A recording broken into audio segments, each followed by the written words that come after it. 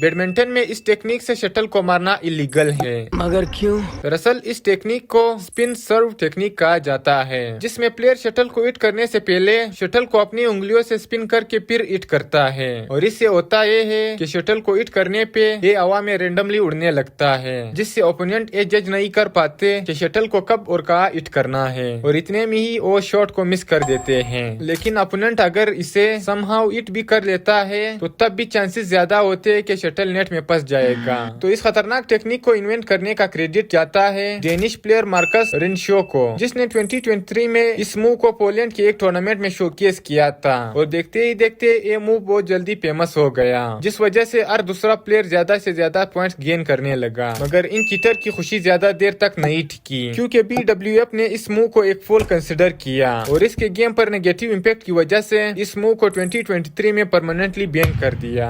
Number 5, आखिर Cristiano Ronaldo match में इतना एक्सेलरेट कैसे कर पाते हैं? तो इस चीज को टेस्ट करने के लिए जब रोनाल्डो का रनिंग टेस्ट हुआ तो रोनाल्डो ने 25 मीटर के फासले को सिर्फ 3.61 सेकंड्स में कवर किया। मगर इसके कंपैरिजन में जब इस स्पेनिश रनिंग चैंपियन को दौड़ाया गया तो इसने ये सेम फासला 3.31 सेकंड में पूरा किया। मतलब रिजल्ट ऑलमोस्ट दोनों के सेम थे। लेकिन आप कहो कि जब रोनाल्डो की रनिंग स्पीड एक एवरेज स्प्रिंटर जितनी है तो पिच पर बॉल होने की वजह से जब रोनाल्डो दौड़ता है तो तब बाकी के प्लेयर इसे कैच क्यों नहीं कर पाते? तो मैं बता दूं, फुटबॉल स्ट्रेट लाइन वाला गेम नहीं जिसमें किसी को स्ट्रेटली भागना होता है, लेकिन फुटबॉल में प्लेयर्स को फुटबॉल के साथ ड्रिबल या जिगजैग होकर दौड़ना होता है, और इस चीज में रोनाल्डो का जवाब नहीं। तो इसीलिए जब 25 मीटर का जिगजैग वाला रनिंग टेस्ट हुआ तो स्पेनिश स्प्रिंटर ने इस बार 6.86 सेकंड में ये डिस्टेंस कवर किया, जबकि रोनाल्डो ने इस डिस्टेंस को 6.35 सेकंड में पूरा किया। नंबर 4, ईरन केसिंग सिर्फ लड़ाई के लिए या डेकोरेशन के लिए इस्तेमाल नहीं होते,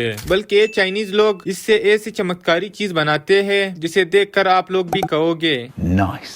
सबसे पहले ये ईरन के सींग लेकर इन्हें छोटे छोटे पीसेस में काटते हैं, और काटने के बाद इनको पानी में डालकर 3 दिनों तक लगातार उबाला जाता है। और उबालने के बाद जब इसके पानी को छाना जाता है तो इससे ये चिपचिपा ग्लू निकलता है, और इस ग्लू को एंटलर ग्लू कहा जाता है। और दूसरी तरफ ये वर्कर पाइन ट्री के लकड़ी को काट कर एक भट्टी में डालता है, जिससे जो धुआं उड़ता है वो इन बड़े बर्तनों पे लगता है। और जब धुआं इन बर्तनों पे जम जाता है तो ये वर्कर फिर एक पंख के जरिए इसे स्लोली बर्तन से रिमूव करता है, और रिमूव करने के बाद फिर इसे पानी में डालकर मिक्स किया जाता है। और कुछ देर बाद एक छन्नी की मदद से इसे निकालकर इसमें एंटलर ग्लू को मिक्स किया जाता है, और एंटलर ग्लू को डालने के बाद इसे आटे की तरह गूंदा जाता है जब तक कि इससे पेड़ा ना बन जाए। तो पेड़ा बनने के बाद इसको कुल्हाड़ी की मदद से लगातार कई घंटों तक पीटा जाता है ताकि ये मिक्सचर थोड़ा सा सॉफ्ट हो जाए। तो जब ये मिक्सचर बन के रेडी हो जाता है तो इससे एक छोटा पीस काट कर एक सांचे में डाला जाता है, और इस पे एक बंदा फुल दबाव डालकर इसे प्रेस करता है, और प्रेस करने के बाद इसे सूखने के लिए छोड़ा जाता है। और जब ये अच्छी तरह से सूख जाता है तो फाइनली जाकर इससे तैयार हो जाती है सियाई, जिसे हम इंसान 2000 सालों से यूज करते आ रहे हैं। नंबर 3, इन बर्ड्स के घोंसले महफूज न होने की वजह से दूसरे शिकारी जानवर इनके बच्चों और अंडों का आसानी से शिकार कर पाते हैं, लेकिन इस बर्ड के अंडों या बच्चों को नुकसान पहुंचाना इम्पॉसिबल है। दरअसल इस बर्ड को ऑन बिल कहते हैं, और जब भी फीमेल ऑन बिल अंडे देने होते हैं तो वो एक कोकले दरख्त के गुफा में पनाह ले लेती है, और दूसरी तरफ मेल ऑन बिल अपनी फीमेल ऑन बिल के लिए गिल्ली मिट्टी लाकर उसके चोंच में तमाता है, जिससे फीमेल ऑन बिल दरख्त के अंदर से गुफा का मुंह बंद करने के लिए लगाती है। और एंड में इतनी जगह बच जाती है जिससे ऑन बिल सिर्फ अपना चोंच बाहर निकाल सकती है, और अपने आप को सील करने के बाद ऑन बिल अपना घोंसला बनाने का प्रोसेस शुरू करती है, जिसमें वो दर्द सहते हुए एक के बाद एक अपना पंख निकाल कर जमीन पे बिछाती है ताकि सर्दी आने पर इनके बच्चों को ठंड ना लगे। और कुछ टाइम के बाद जब ओमबिल अंडे देती है तो तब शुरू होता है मुश्किल सफर, जिसमें ओमबिल को इस छोटे गुफा में 25 से 45 दिन तक बिना हिले डुले अपने अंडों को इनक्यूबेट करना होता है। और दूसरी तरफ मेल ओमबिल अपने फीमेल ओमबिल के लिए दिन रात एक करके खाने की तलाश में भटकता रहता है ताकि फीमेल ओमबिल को वक्त पर हेल्थी खाना मिल सके। और 25 या 45 दिन बाद जब इनक्यूबेशन का प्रोसेस खत्म हो जाता है और बच्चे अंडे से निकल जाते हैं तो मेल ओमबिल की ड्यूटी और बढ़ जाती है, क्योंकि अब उससे ओमबिल के साथ साथ बच्चों के लिए भी खाना ढूंढ कर लाना होगा। और फीमेल ओमबिल अपने बच्चों के साथ 3 महीनों तक दरख्त के अंदर रहती है, और 3 महीनों बाद जब इसके बच्चे अच्छे खासे बड़े हो जाते हैं तो ये गुफा के मुंह को अपनी चोंच से तोड़कर अपने बच्चों के साथ निकल जाती है।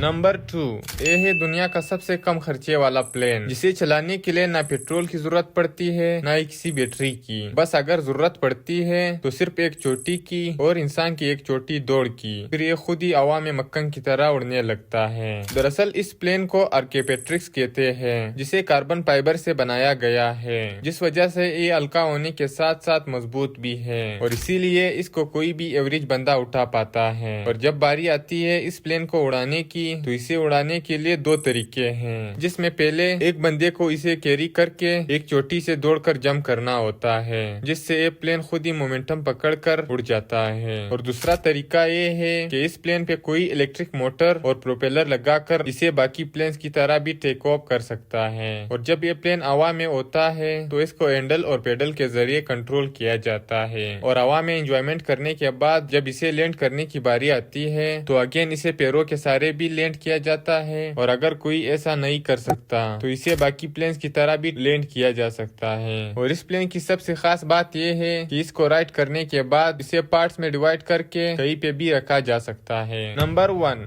अक्टूबर 1964 में बुलेट ट्रेन को जापान में इंट्रोड्यूस किया गया, जिसके स्पीड और कंफर्ट देखकर लोग काफी इम्प्रेस थे। मगर एक चीज थी जिससे बुलेट ट्रेन को स्टार्टिंग पेज में बहुत क्रिटिसिज्म का सामना करना पड़ा। दरअसल जब बुलेट ट्रेन 200 mph के स्पीड से एक टनल में घुसती तो हवा टनल के अंदर इतनी तेजी से कंप्रेस हो जाती, जिससे ट्रेन जब बाहर निकलती तो ये इतनी तेज शोर मचाती जिससे 400 मीटर के रेडियस में मौजूद घर तक हिल जाते। तो इस चीज को लेकर ट्रेन मेकर्स बहुत स्ट्रेस में पड़ गए। तो फिर हुई एंट्री इजी नकात्सु की। एक इंजीनियर होने के साथ साथ बर्ड वॉचर भी था, जिसने किंगफिशर को देखकर ये नोटिस किया कि किंगफिशर नामी ये चिड़िया जब भी पानी में डाइव लगाती है तो ये ना के बराबर आवाज करती है। तो कुछ रिसर्च करने के बाद इजी नकात्सु ने ये फिगर आउट किया कि इसके पीछे राज है किंगफिशर का ये चोंच, जो पानी में डाइव मारते वक्त पानी को स्मूथली काटता है। तो किंगफिशर से आइडिया लेकर इंजीनियर ने बुलेट ट्रेन के पेस को किंगफिशर की तरह डिजाइन करके 1997 में 500 सीरीज शिनकानसेन लॉन्च कर दिया। और रिजल्ट में ये आइडिया काम कर गया और ट्रेन भी बिल्कुल किंगफिशर की तरह हवा को काटने लगी, जिससे नॉइस ऑलमोस्ट ना के बराबर हो गई।